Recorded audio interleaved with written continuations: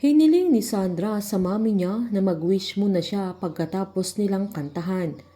Nagpasalamat si Rose sa kanilang lahat, sabay sinabi niyang mamimiss niya silang lahat na dahilan na mangiyak-iyak na sila. Pinagmasdan pa niya sila Sandra at Matt habang hirap na siyang huminga. Gustong sabihan ni Elsie ang kaibigan niya na kailangan niyang lumaban pero pinigilan siya ni Luz dahil kahit anong gawin nila ay wala na silang magagawa pa at sinabihan na lang niya si Rose na may dala silang konting makakain na dadagdagan na nila kung nakalabas na siya habang nilalabanan nila ang mga sarili nila dahil umiiyak na silang lahat. Giniit pa ni Barry na nasasayangan siya dahil walang luto si Rose na sinita naman ni Arthur na si Sandra ang nagluto. Natawa pa ang dilaga at sinabing mas magaling talaga si Rose na magluto kesa sa kanya.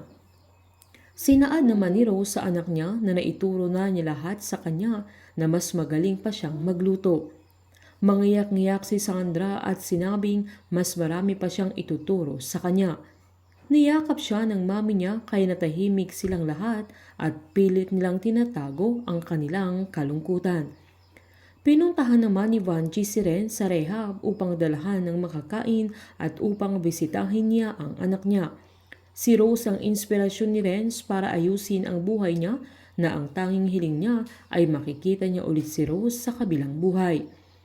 Habang naging manager na si Jerry sa trabaho niya sa Landex at naging head na din si Gwen sa marketing department ng kanilang kumpanya. Bumalik na din si Lou sa Switzerland upang samahan ang kanyang asawa.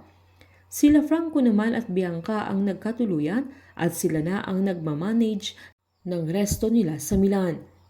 Nang nagpaiwan si Sandra sa mami niya, sabay tinanong niya kung anong wish ni Rose na agad namang sinabi ng mami niya na yung lagi niyang hiling kapag birthday niya, yung happiness ng dalaga na agad namang sinabi ni Sandra na alam naman niya kung ano ang happiness niya na ang magkasama sila ng kanyang mami sa matagal na panahon.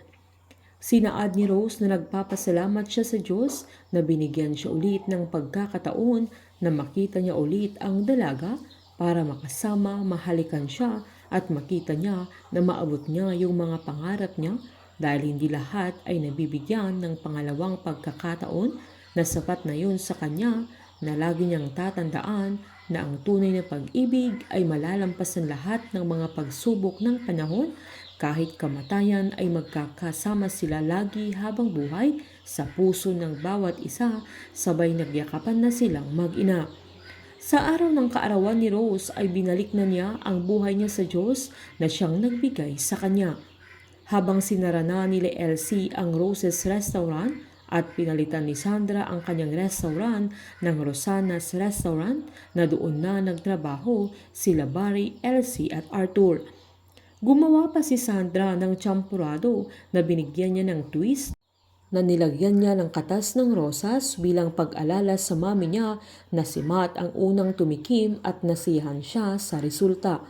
Maraming salamat po at sinamahan niyo akong sinubaybayan ang madamdaming kwento sa buhay ni Rose. Sama-sama po nating subaybayan ang isa na namang kwento sa buhay nila Caroline at Bingo sa Can't Buy Me Love dito po sa aking channel. Patuloy lamang pong manood at mag-subscribe para ma-update po kayo sa mga susunod na episode. Marami pong salamat.